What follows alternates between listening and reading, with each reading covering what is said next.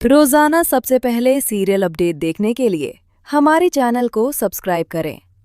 कहानी की शुरुआत में हम देखते हैं मिहिर तुलसी को फोन करता है, लेकिन उसका फोन नहीं मिलता है। मिहिर बहुत परेशान हो रहा होता है। एकदम से तुलसी आती है। मिहिर कहता है, तुमने हमें बताया क्यों नहीं? तुम वहां पर गई थी, तुम्हें चोट लगी है, क्या सब कुछ सही है? तुलसी एकदम से बोलती है, मिहिर, मुझे तुमसे बात करनी है। मिहिर बोलता है, क्या हुआ तुलसी, कुछ हुआ है क्या? सभी लोग एकदम परेशान हो जाते हैं। तुलसी बोलती है, मुझे मिहिर से कुछ बात करनी है। सभी लोग वहां से जाने लगते हैं, लेकिन तुलसी सबको रोक लेती है और बोलती है, सबके सामने बात करनी है। दोनों जाकर सोफे पर बैठ जाते हैं। तुलसी बोलती है, आज मुझे हॉस्पिटल में नो मिली थी और उसको ब्लड कैंसर है, और पूरी स्टोरी बताती है। नो ने मुझसे कुछ मांगा है।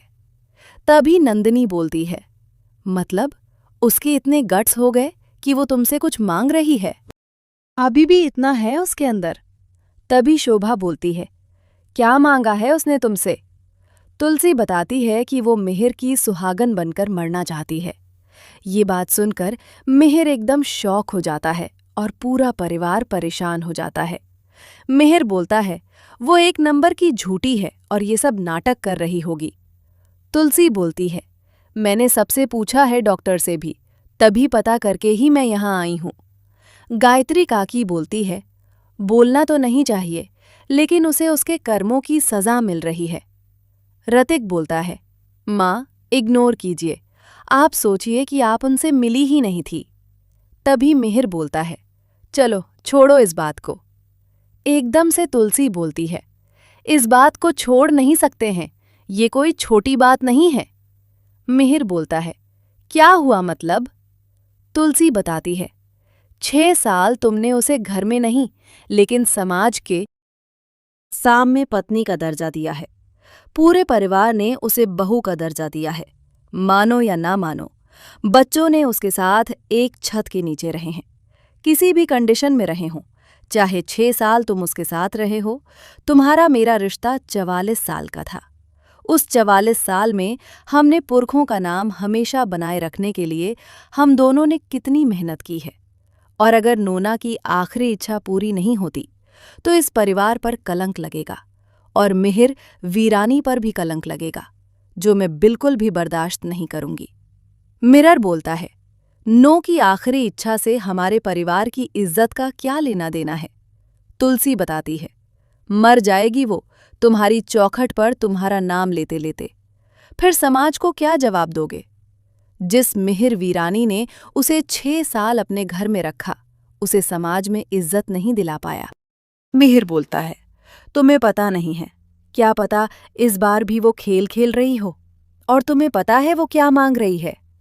तुलसी बोलती है, मुझे पता है वो क्या मांग रही है, इसमें इज्जत मांग रही है, मरने से पहले अपने रिश्ते का नाम मांग रही है। और मुझे भी पता है वो मुझसे क्या मांग रही है। मैंने पिछले 44 सालों में, जब मैं ब्याह कर इस घर में आई थी, तुम्हारी माँ ने मुझे स्वीकारा नहीं था, तब मैंने तमाशा नहीं किया था बाहर समाज में तुम्हारी माँ के खिलाफ। जब मंदिरा के बारे में मुझे पता चला, तब मैंने तुम्हें तलाक नहीं दिया था।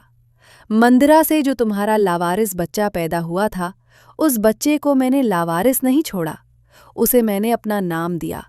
और 6 साल में मैंने कभी तुमसे तलाक लेने के बारे में नहीं सोचा, क्योंकि बा और बापूजी ने हमसे कहा, थाई, इस घर की इज्जत अब तुम्हारे हाथों में है, मेरे हाथों में है, और मैं ऐसा नहीं होने दूंगी।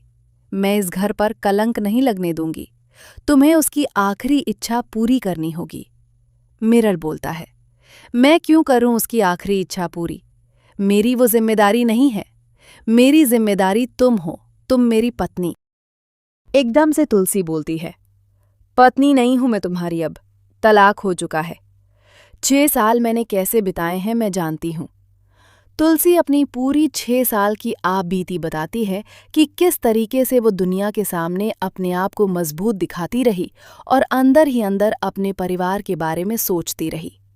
तुलसी बोलती है, मैं सब कुछ सह लूंगी, लेकिन इस परिवार पर कलंक नहीं सहूंगी। इसलिए तुम्हें उसकी आखिरी इच्छा पूरी करनी होगी। मैं अपने परिवार पर, अपने बच्चों पर कलंक नहीं लगने दे सकती। मिहिर बोलता है, मैं ये सब नहीं कर सकता। मैं तुम्हें ये सब नहीं दे सकता क्योंकि मैं उससे प्यार ही नहीं करता। तुलसी बोलती है, मुझे तो करते हो ना, तो मैं तुमसे मांग रही हूं, मुझसे शादी कर लो। उसके पास बस 3 महीने हैं। मिहिर बोलता है, तुम ये सब मुझसे मत मांगो, मैं नहीं कर पाऊंगा। तुलसी बोलती है, तुमने उसे 6 साल दिए थे, अब मैं तुमसे कह रही हूं उसे 3 महीने दे दो। वो अस्पताल के किसी कोने में तड़प तड़प कर मर जाएगी। मिहिर बोलता है, तुम्हें पता है तुलसी, हम दोनों एक दूसरे से बहुत प्यार करते हैं। तुलसी, तुम्हें महान बनने का बहुत शौक है। तुमने इस महान बनने के चक्कर में अपने बेटे को मार डाला, अब खुद को क्यों मारना चाहती हो? तुलसी बोलती है, मुझे कोई महान नहीं बनना, मैं बस इस परिवार की इज्जत को बचाना चाहती हूँ। हमारे घर में बेटी और बेटे भी हैं जिनकी शादी करनी है। समाज हम पर थूकेगा। मेहरा, 6 साल की औरत के साथ तुम रहे, तुमने उसे समाज में कोई दर्जा नहीं दिया। तुलसी मिहिर को बहुत ज्यादा फोर्स करती है उससे शादी करने के लिए। फाइनली मिहिर मान जाता है नो से शादी करने के लिए। मैं इसलिए शादी नहीं करूंगा कि उसकी आखिरी इच्छा है, मैं इसलिए शादी करूंगा कि मेरी तुलसी की इच्छा है। और तुम अब तक सोचती थी 6 साल तक कि मेरे बच्चे, मेरे पति उसके साथ कैसे चाय पीते होंगे। अब तुम देखना, ये सब तुम्हारी आंखों के सामने होगा, क्योंकि ये शादी तभी होगी जब तुम शांति निकेतन में रहोगी। मैं तुम्हें इस घर से नहीं जाने दूंगा। अब तुम सब कुछ अपने सामने, अपनी आंखों के सामने देखोगी। तुलसी मना करती है, लेकिन मिहिर बोलता है, जब तुम इस घर में रहोगी तभी मैं शादी करूंगा। ये परिवार तुम्हारा है, तुमने बोला है, तो अपने बच्चों के लिए, अपने परिवार के लिए तुम्हें। तुलसी के बार मना करने के बाद भी मिरर बोल देता है, मैं इसी शर्त पर शादी करूंगा जब तुम यहीं शांति निकेतन में मेरे सामने रहोगी।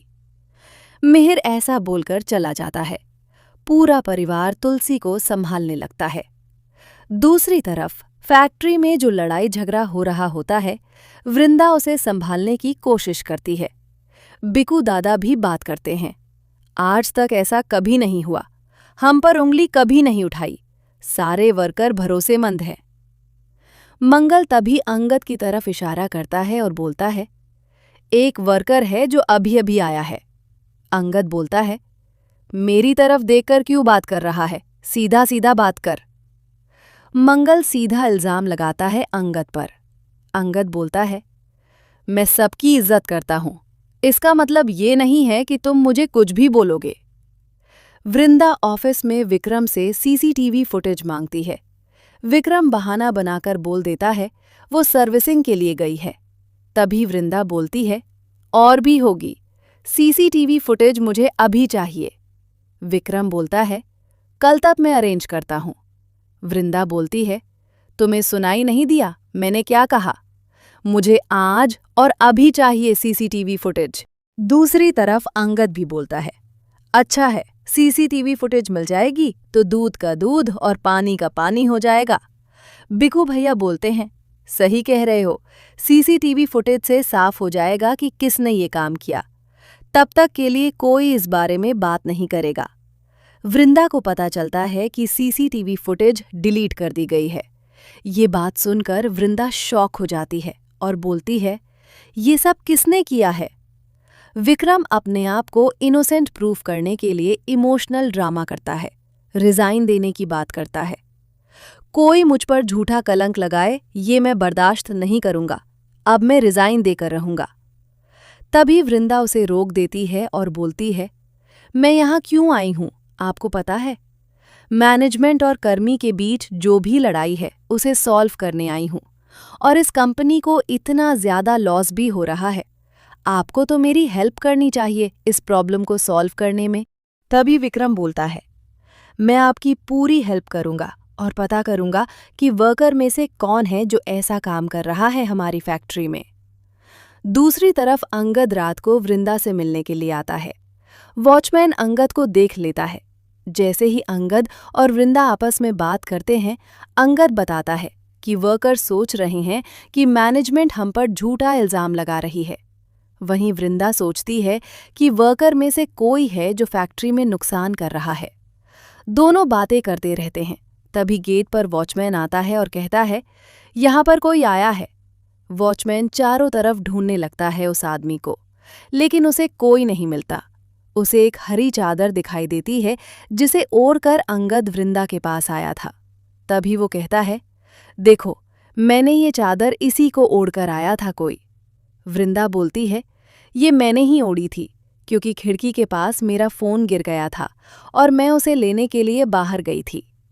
वृंदा वॉचमैन को बेवकूफ बना देती है।